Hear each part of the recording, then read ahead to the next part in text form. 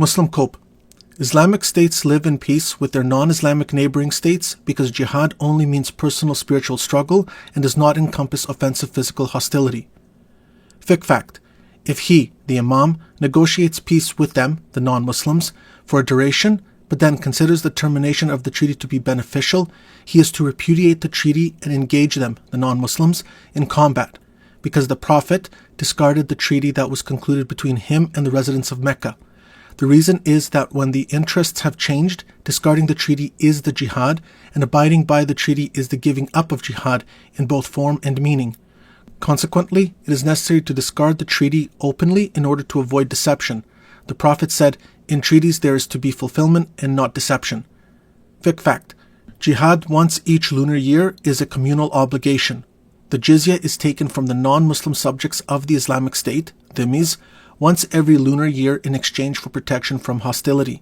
The portion of spoils owed to Muslim fighters is also distributed once each lunar year, so jihad must be waged at least once within that year, though not against the dhimmis, who are protected. There is consensus that jihad is obligatory. Fiqh fact. The first type of obligatory jihad is expansionary. It is against non-Muslims located within their own lands. In such a case, it is a community obligation for Muslims to enter their lands once per year or to man the outposts.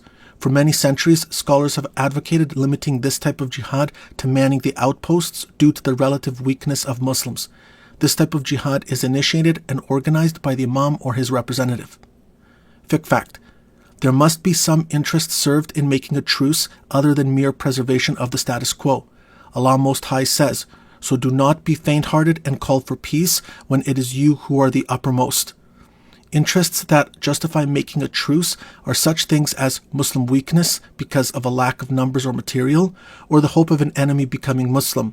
For the Prophet made a truce in the year Mecca was liberated with Safwan ibn Umayyah for 4 months in hope that he would become Muslim, and he entered Islam before its time was up.